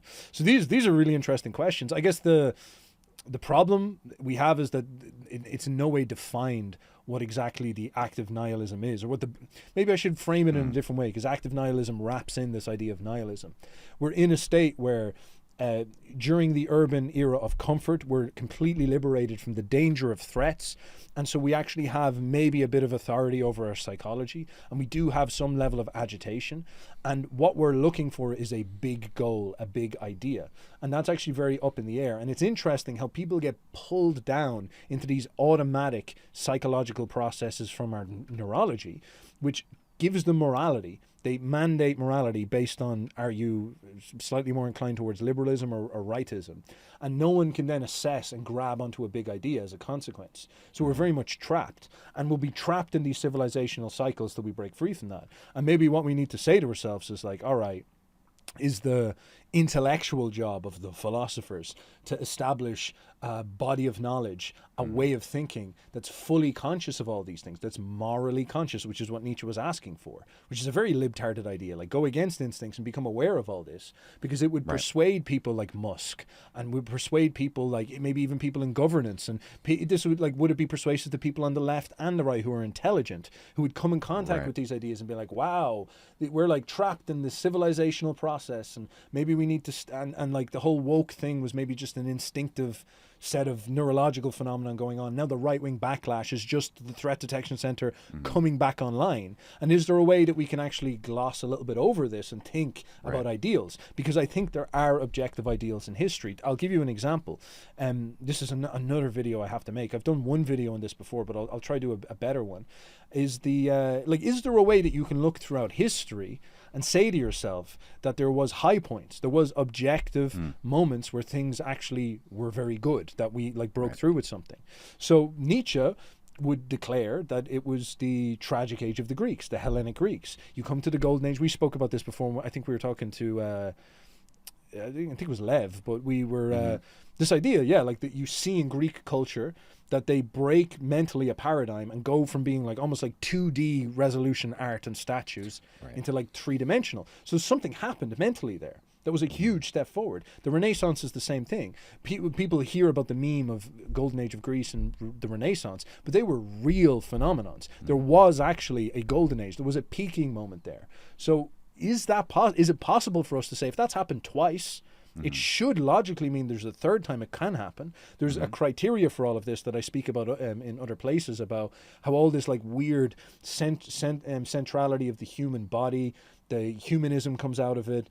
This type, and art becomes wonderful, and it seems like the mind just expands in every horizon at once. Philosophy actually becomes very important in these periods. So is that something that we could assert as an objective goal? Is that possible to assert this? Would that be persuasive to a bunch of nihilists? Maybe not. It just sounds too nerdy or dorky. Right. But it seems like that could be the way that you could tackle these types of problems. And if you don't, you're very vulnerable to like radical ideological Marxism and things like this, and maybe Chuddism if it's untamed, these type of things. Right. Untamed Chuddism. Untamed Chuddism. Yeah. Well, and I was reflecting on that earlier when you were talking about it, just this whole issue, the very fact that we do perceive the cycles of history, or however we want to put it, automatically takes us away from that like naive state of being like closed-minded threat detection or whatever. Even being aware of that brain system kind of puts you into the open-minded. Yeah. The fact that you're able to compare and contrast and like make a value judgment about like these relative states of being. Somebody in like that original, we might say the most natural human state of being, can't make that comparison. And so this is all very interesting in terms of just the idea of, where we go with it from here. And the idea of like, again, centrism of like, can we moderate these two things? Not be so stupid, not be so crazy, but have the relative benefits of open-mindedness and threat detection. But what that makes me think of is Dionysus versus the crucified, of like Nietzsche's central dichotomy. And I think it's one of the most important things in Nietzsche, is the fact that he draws out this fundamental antagonism and says, no, we're not going to be Hegelian about this. There's no synthesis of the two. You have, it's like the master and slave morality. So in Hegel, he has a master and slave dialectic. They're two ways of knowing the world that actually sublate each other and lead to the way that we know the world now. And they have to like kind of, progressively overcome one another. And you like learn things from both, and they actually find out they're not contradictory. Like every negation, you end up negating the negation.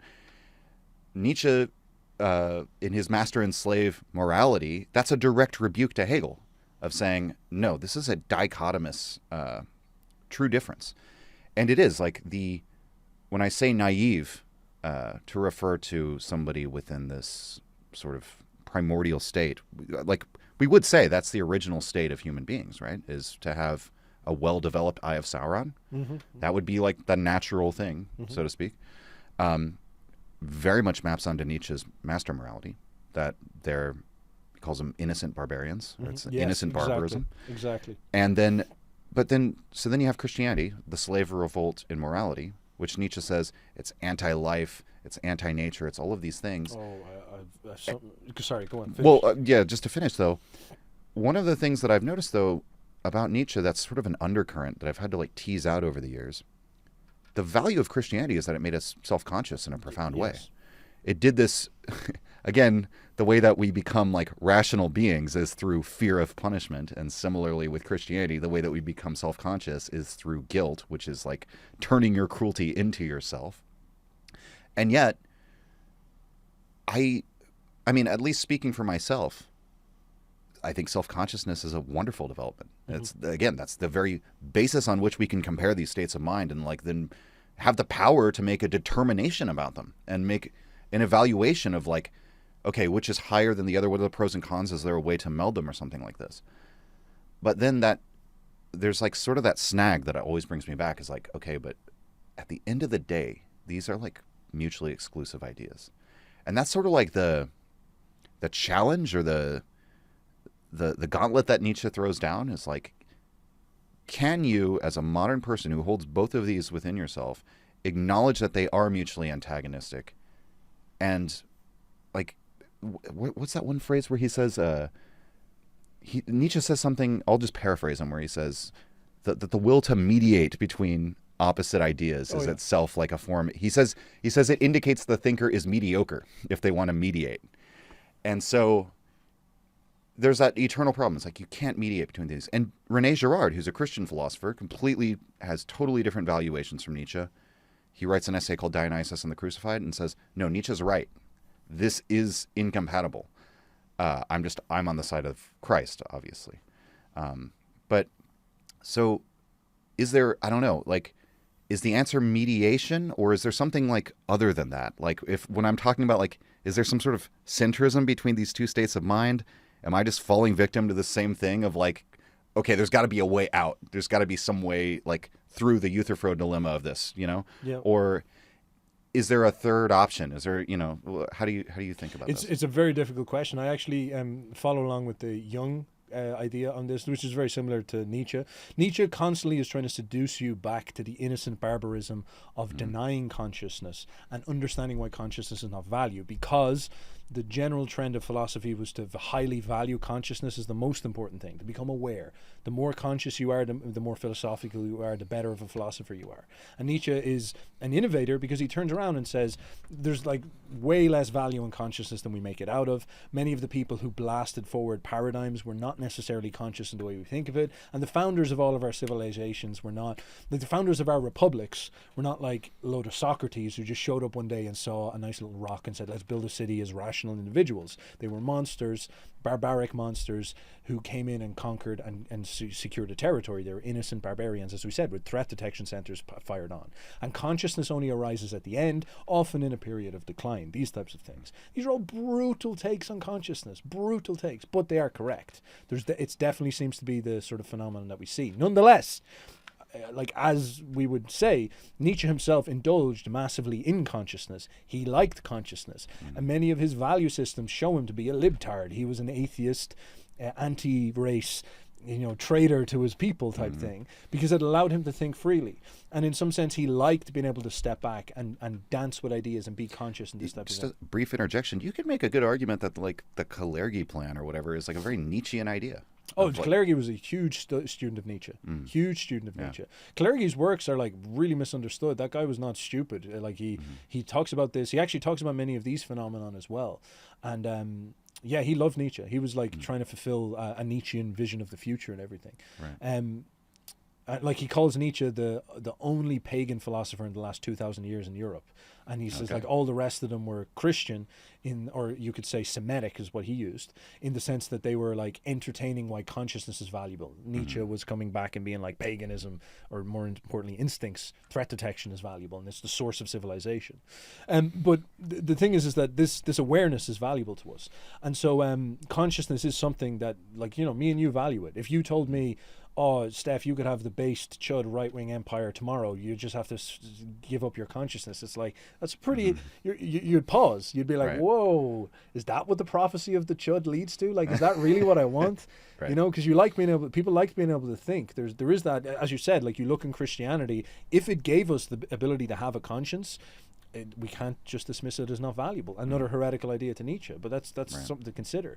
Jung, for example, would say we've got these contradictions in term. We've got a shadow. And Jung says the first principle of interacting with the shadow, which is the deep, confusing unknown, is to just bring it into consciousness first and really look at it from all sides, and that will begin the process of being able to integrate it. And trying to like synthesize these things can be very, very difficult, especially at the start. It can drive you crazy. So you have to be careful. You have to first, bring it into resolution, and then over time digest it. It's like you're a snake that ate a deer that's too big. You just have to wait for it to go down. This type of thing. Yeah. And this is an incredible pivot into, maybe we'll do it in the closing pivot, but this is an incredible pivot into the like Gnosticism and the kind of like underarching spirit of the West, if you so will, and just some fascinating ideas on consciousness, even wokeism, what it might mean and all that. So if you've any thoughts on that or anything you'd like to say. No, okay. You can keep going. So some of the reasons I got into all these things recently, and again, I need to do videos on this because I think I actually think a lot of this stuff is quite fresh. I haven't heard anybody talk about this, but one of the reasons I got into this is because there's this like movement of people complaining about the woke right. You see this come up, and like for whatever reason, like whatever about the argument, I don't care. But there's this, it's almost like an offensive desire to like grab meme terms like woke and make them mean anything. To just say like that. It's like it's like saying icky person. You're saying woke person is bad. It's like castigating that person as like incorrect. So it's very sloppy because it's obviously just a political signifier of bad. Right. It's a moral signifier. So you can see that the right is ascendant now because you can use woke. But, you Right. you say something. Well, you know they're ascendant because they're infighting. Yes, exactly. And they're throwing their enemy as a moral term. So, Sure, yeah. it's like, oh, that's a very woke thing you just did there. It's like, that just means bad. That's all that Right, means. right. It's a reevaluation. You're seeing the moral bent happening to these words. So I was thinking to myself, man, like, what does this word actually mean? Because it becomes sloppy. It becomes very anti-intellectual. It looks really bad to anybody who's curious to see people like throwing out woke right and all this type of stuff. It just seems like stupid people talking. And so I was like looking into woke. I was like, well, what constitutes the woke movement? So it clicked in my mind pretty quick, and this is not a new idea. Many people have said this before. But if you go through like Gnostic movements of the past, it shows a very consistent architecture with this. So for example, and let's not even take Christianity, because that's an easy one to go into. I'll take a really recent one. Do you remember Heaven's Gate? Yeah. Yeah. So Heaven's Gate was a alien suicide cult that had the architecture of, actually, interestingly, many Christian ideas, such as ascending into heaven. And the Heaven's Gate idea was that this guy gathered around about 40 people around him and was living basically like a monk. He brought them in and said, this world, this natural world that we live in, is evil. It imposes gender and nature and sexual impulses upon us, which is horrible because it makes us have to go out and get a job, and we have to go out and compete and get money and be mean to the homeless and try to fuck this girl to create this kid. That it's just dirty. And this whole realm that we're in is a fallen world. Earth is a lower level of being where we're trapped by these dicks and these vaginas that we have to be aggressive and violent. We have all these lower impulses. They castrated themselves, right? Before the ship came to pick them up. Exactly. So this is what happens. They say to themselves, this part of ourselves is that tethered us to this world, this natural world, this world of nature and biology. As Nietzsche would say, these are true life deniers. This world of nature and biology, this is evil. This is bad. This is a bad world. So what they do is they castrate themselves. They all then enter into a cult. This is a cult of sharing, a kind of like communal communist cult, if you so will, where they share everything. And they say that what we need to do is escape this world. And so their next level was that the Hale-Bopp comet was going to come, and that was going to open up a gate to heaven. And so they were going to enter into the gate to heaven. But of course, their bodies are attached to this world, which is why they have testicles. And their bodies are evil. They're vessels that have held them down. And their souls, their conscious, rational souls, that's their true self. That's what they actually are. It's like the people who were struggling with the transsexual question. It's the same spiritual architecture, where they're saying this body that nature gave me is not my body. Nature is not necessarily our friends. It gave me, it assigned me a gender, not out of any love for me. It was just random. It doesn't care for me. But my soul identifies as a different gender. My soul is different. So what I can do, this is what the transsexual was saying in the modern woke movement, is I can use advanced technology to reforge myself and recraft myself into a different being, a cyborg, if you so will. And modern technology affords me this. I can use anabolic steroids. I can use, augmentation to do this. And that's the direction that movement's going. But the Heaven's Gate didn't really have that option back then. Right. So what they said is that they came up with a myth. The aliens are going to come down and they're going to take us aboard a spaceship. So everybody in Heaven's Gate was like, amazing. Yeah, they're going to take your soul aboard a spaceship. Now, of course, in order to get aboard the spaceship, you need to get rid of this. That's where the suicide comes in. Now, what was going to happen on the spaceship is their souls were going to be taken up and they were going to be doused in chemicals, chemically castrated and reforged into angels, into angel beings who had no sexuality and who were literally liberated consciousness. They were free to be creative. They were like the way the people were promising the metaverse in like 2021, where you could just upload your soul into the metaverse and then there's no liberation. You could be your imagination. Right. Which is very because that's the Gnostic thing. It's that my soul, my consciousness, my mind wants to be free to be my imagination. So do you think that Gnosticism, you think it's like an undercurrent that's been going on in Western civilization this whole time or something like that? In a way, like I don't like to say that the term specifically. I think Gnosticism is hitting a psychological archetype that is a very big problem for mankind in general, which is that we are trapped in our bodies and we have a creative soul that we want to express. You as an artist know the exact thing. You hear things in your head and you're like, how do I get them out? And your fingers just can't quite keep up with it sometimes. And there's this constant struggle. And you say to yourself, imagine if I could just free my imagination to instantly just produce what I see in my head. But instead you're bound to your body. And the artist is probably the most honest way to try overcome this. Yeah. But you could say people who don't go that direction, they deal with this problem existentially, consistently. And this is like a challenge of consciousness. But this makes them enormously anti-life to the point where they kill themselves. They castrate themselves. They kill themselves. So Heaven's Gate comes up with all these ideas. Come the March the 20-something, they all go into San Diego House and they wrap bags around their heads and suffocate everybody. And they take cyanide, I think, in applesauce or something like this. And it's like, that's really hardcore. That's the decision. But like, we look at the woke movement, a lot of people on the right were like, oh, the trannies and all this. But excuse YouTube if I'm not allowed to say that. But, you know, like they're complaining about this. And what they're basically saying is, you know, these people are trying to go against nature. They're going against life and biology. And that's weird. You shouldn't do that. But of course, the woke people are saying, but that's the trick. Yes, you should do that because nature's evil. You're trapped. Right. You want to break free from nature. Heaven's Gate is the same. You go into the Heaven's Gate and it's like, why don't you just have some sex, man? Stop being such an incel. But it's like, sex is evil. Right. Nature's evil. Which is a big part of Gnosticism that goes all the way back to that. And another interesting thing about Gnosticism is that it's correlated. I don't know if all the Gnostics necessarily believe this, but it seems to be a very, very commonly held belief that the creator God is evil. Yes. Which is the complete opposite of what, you know, a person with a strongly developed threat detection, like help me God. Yes. You have this undercurrent of actually God is evil. I'm looking for liberation from sort of not a personal God, not the Yahweh God. I'm looking for liberation from this sort of like, because that's like a demiurge. He's like a false deity or something like that. Originally, the Gnostics believe there's some sort of, like, Jesus is the son of a different God, basically. Well, so wrap all this together with what we were just talking about, because we were saying, what is the archetype of the God of Israel, the original God of Israel? Nietzsche's like, based, the God of power and nationalism and strength and kill Jericho, and that's healthy and that's powerful and that's strong and that's a pagan God that. And what does Christ come along and say? He says the God that those Jews are worshiping, the Pharisees are worshiping, this is a false idol that they're following. And I'm here to redeem our religion and get us back to the true God. And this is, of course, what the Gnostics take from Christ. Christ comes down and he does the most anti-life thing possible. He willingly sacrifices himself without a fight. And doesn't get married, doesn't have kids, doesn't seem to have worldly ambitions. Exactly, he's anti-life, and this is what Nietzsche says. He's like, this guy's not a hero. This guy is a total mystic, complete world denier, to the point where he like totally frees himself from the heaviness of the world. And in some sense, there's something to be found in that. Nietzsche would say, like, you know, there is something profound about this, but it's way weirder than people think. People think of him as like a warrior against the Jews and the Romans. Right. But he's actually he's like the Heaven's Gate guys in ways. He's totally trying to escape the world. He's totally trying to deny the heaviness of this life. And so what you get in Christianity is this, and then all the movements after Christianity are incredibly Gnostic, hugely Gnostic.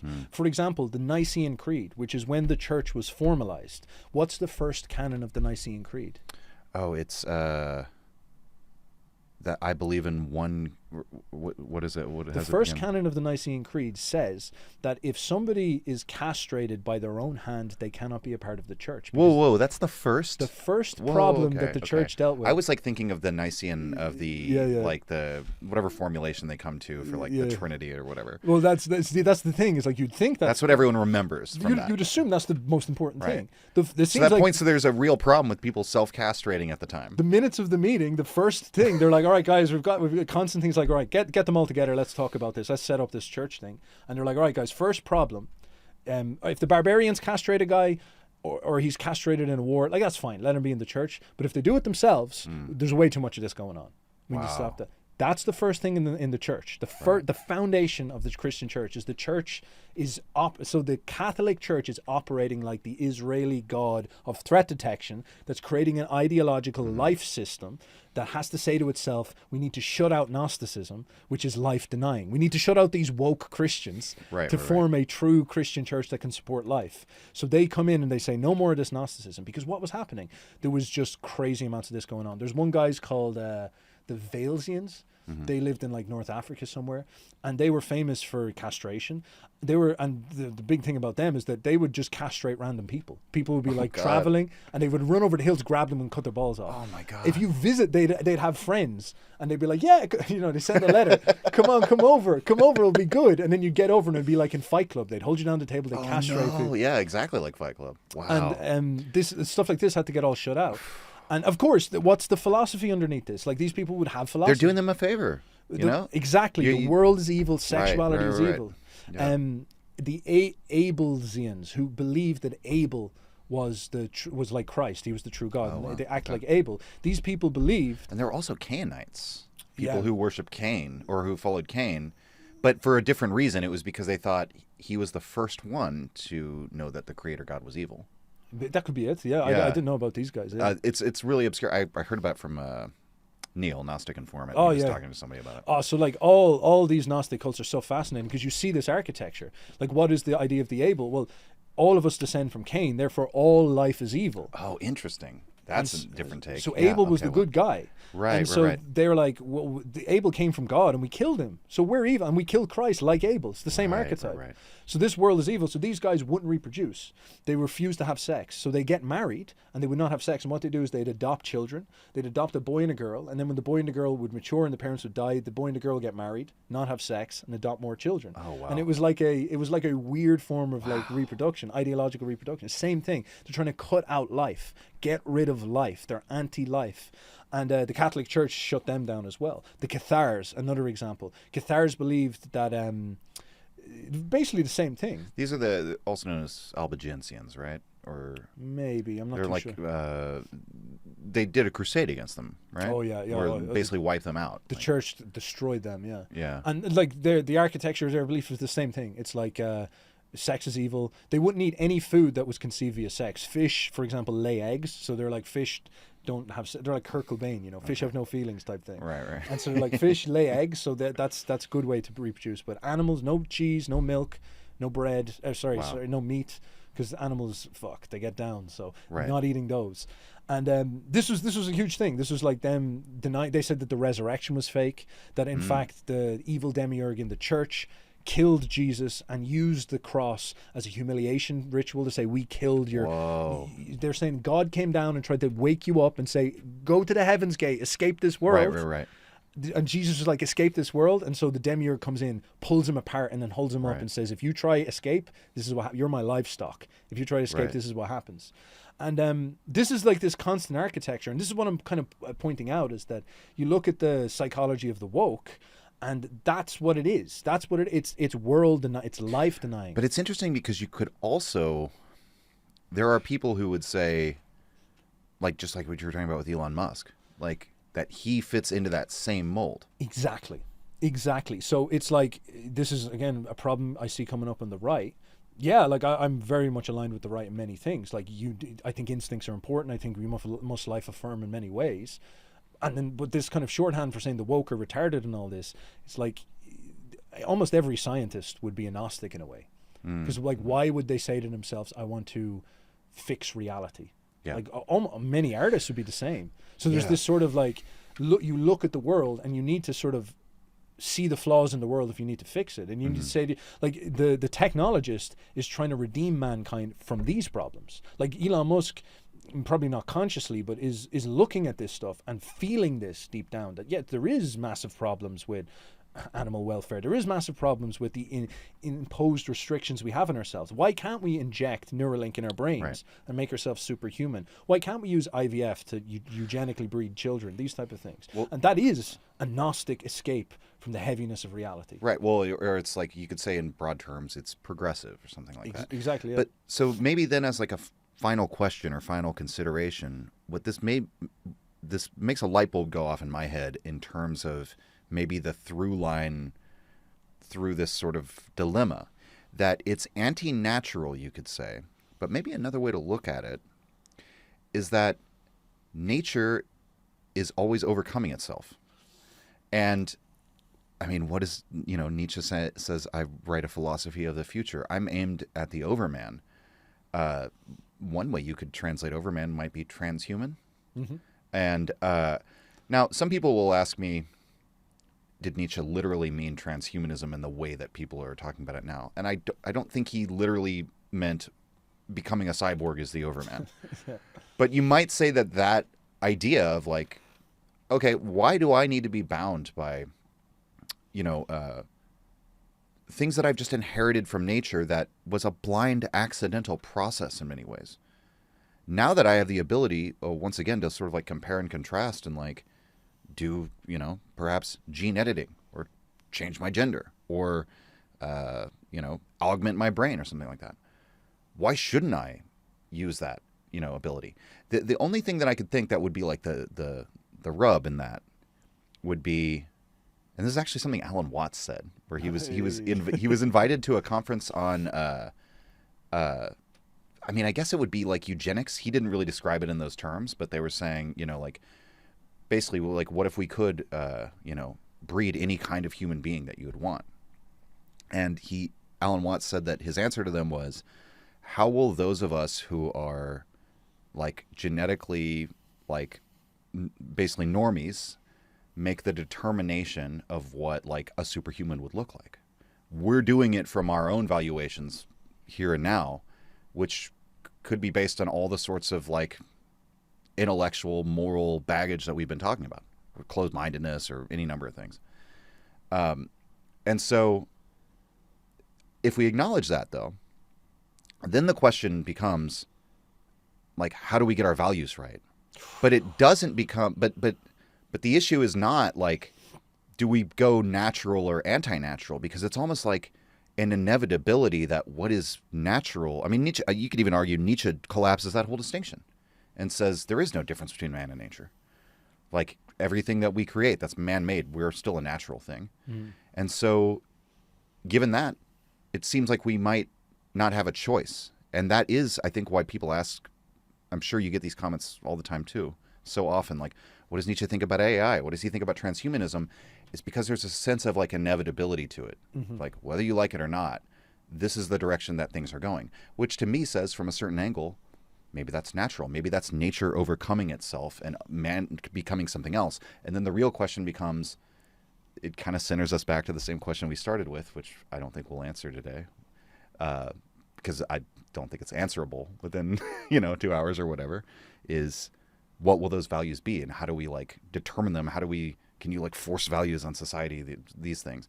But I don't know. I guess if you had any final thoughts on that, on, like, is transhumanism natural, anti-natural, the overcoming of nature? Like, what does the future hold, and how do we think about this? These are very, very difficult problems again. So, like, a simple criteria for this is to look at actually, like, the irony of, maybe you could call it the right wing, because what we would look at in the persona of the woke, if you will, is the transsexual.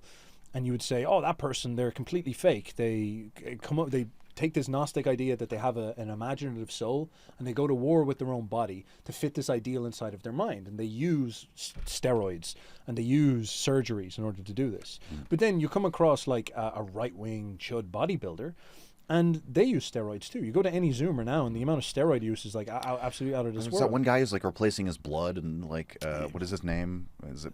I don't know. Forget his name. He's like the longevity guy who's trying to, like, live forever. Oh, Brian Johnson. Yeah, Brian Johnson. That's his name. Yeah, So this is a perfect example. Like, maybe Brian Johnson's not necessarily right wing. Right. But you have, like, something that's not a transsexual, but it is, like, ultimately experimenting with the human body and taking it to its limits. You have, like, the Nazis invented steroids. They invented anabolic steroids, and that's coming out of a right-wing concept, where it's like their idea was that, all right, we can inject testosterone into our soldiers and create super soldiers so we can take on the Russians to win a war. Like, that was the thinking, Wow. And or maybe it was they took it orally. I'm not too sure. But the point being is a lot that, of meth too. Yeah, they made meth for the same reasons. Right. This is biologically enhancing man to make him a super soldier. Japanese did meth as well, I think, before kamikaze runs. Boys love meth. My God, well, it must be good stuff. Mike Menser did meth. Did he really? Yeah. It was famous for it. But this is it. Like, so you have this augmentation spirit inside people. You have this idea that, like, all right, we can biologically manage things. There's another, like, very famous meme, which is Ray Peat right now. And he's a very fascinating one, because I think people miss out on the sort of, like, really profound evolutionary concept of him. Because how much does food affect man's evolution. So, for example, in the first farming civilizations, man got smaller. We actually became pale and white because when we were Neolithic farmers, we were eating a diet that had way less vitamin D, and we were in the northern European climate that got less sun. Right. There was actually people, hunter-gatherers living there before that were probably a little bit darker, not as dark as the propaganda makes them out to be, but they were a little bit darker because they were eating like natural foods like fish and stuff, so they didn't need... Well, and you can even see within like Asia, when the Mongols, when Genghis Khan went to take over northern China, they commented on the stature and just the constitution of the people they encountered, and they compared them to like farm animals. They were like, these people have domesticated themselves. Like, who are these people? Like, we're out here eating just only meat and milk and riding horses all day. Yeah, and so like when I'm bringing up someone like Ray P, you kind of see him become aware of things like, all right, sugar. He's big into sugar.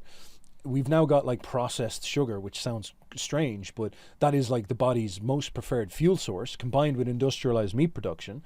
And so like how, like we've seen in many studies that when women take a large amount of sugar during pregnancy, the child's brain is bigger.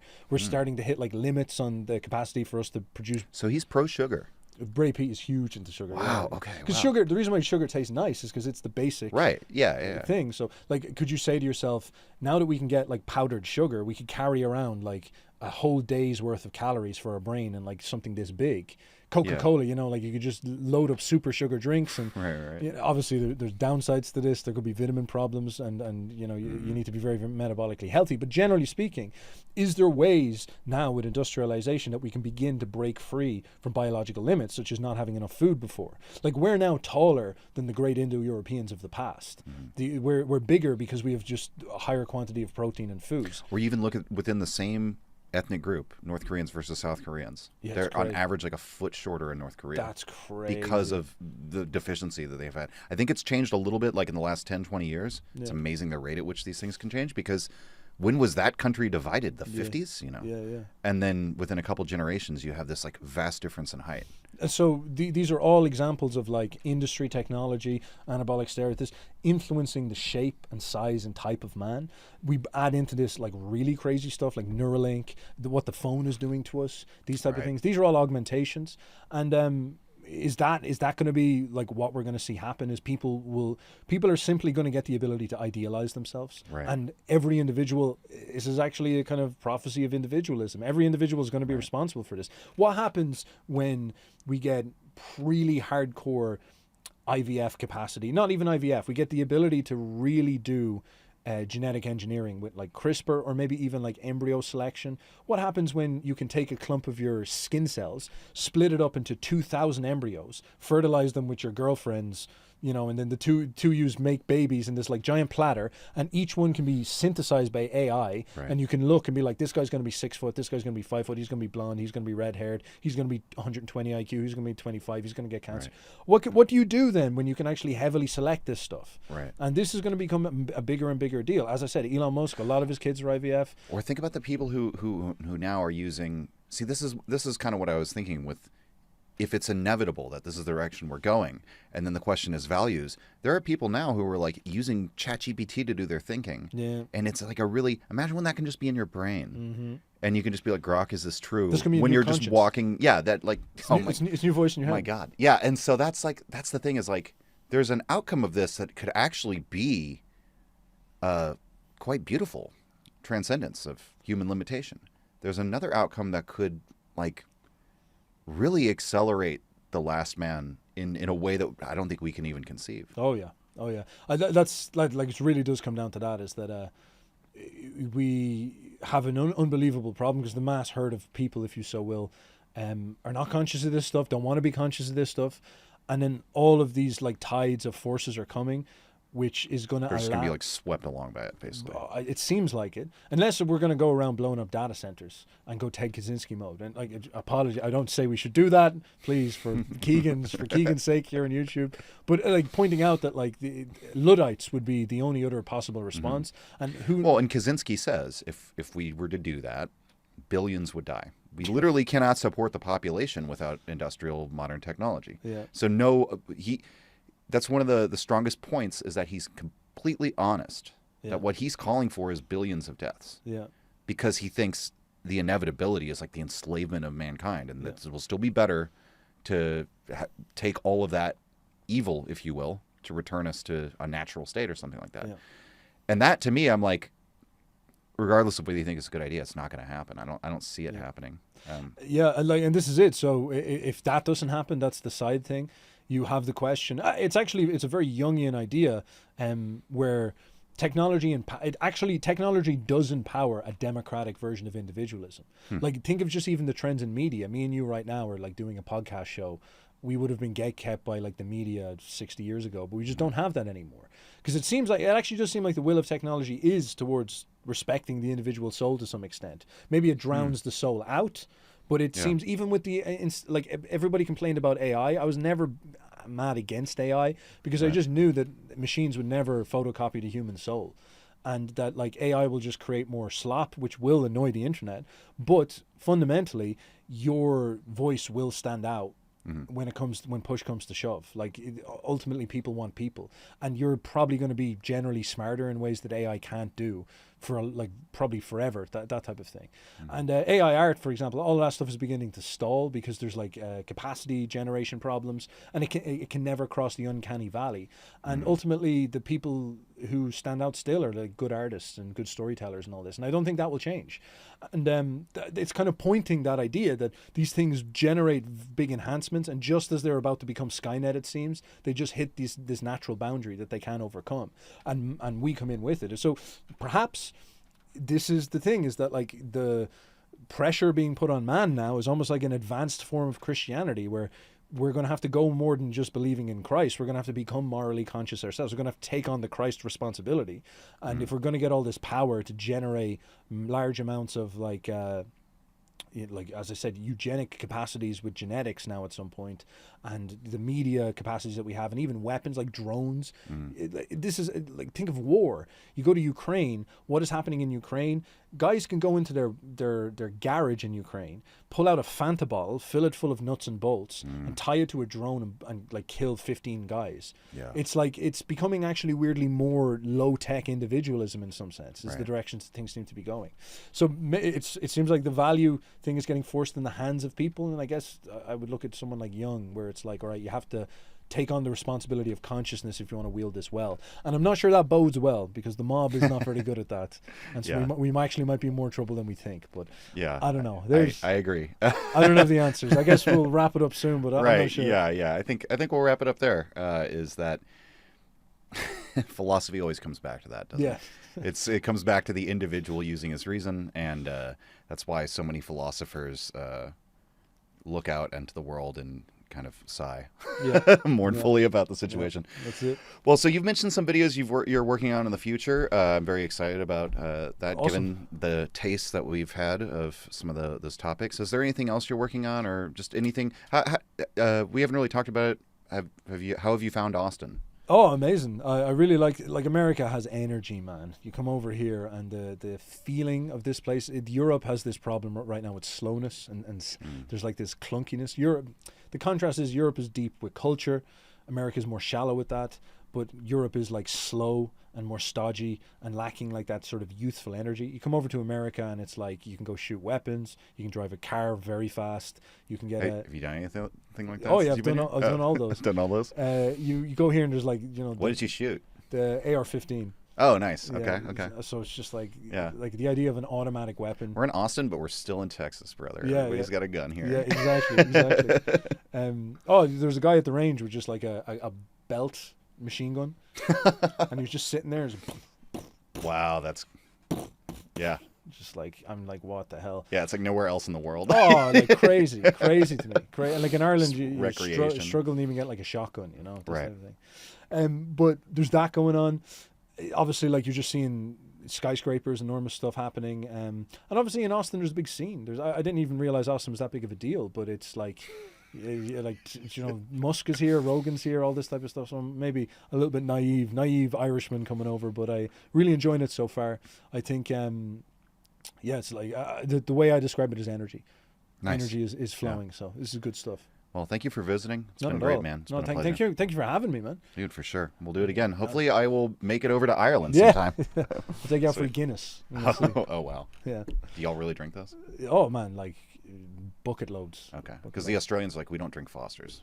Oh no, we're different. No, we're okay. true to cause. We're Okay. true to cause. Okay. So. Cool. Awesome. Thanks, man. All right, good stuff. Thank you very much. And any boyos who are listening? No. All right. No. We'll wrap Oh, it we up. can. Yeah. No, it's Okay. fine. I was just Okay. gonna say, anybody boyos listening, check out Essential Salts. I'm sure you know his thing. Thank you very much for having me on. Thanks, man. If you enjoyed the Nietzsche podcast or found it helpful, you can visit us and support the show at patreon.com/untimely-reflections. The link is in the description. Or just share the show with any of your friends that you think might enjoy it or on social media. Thank you for your support.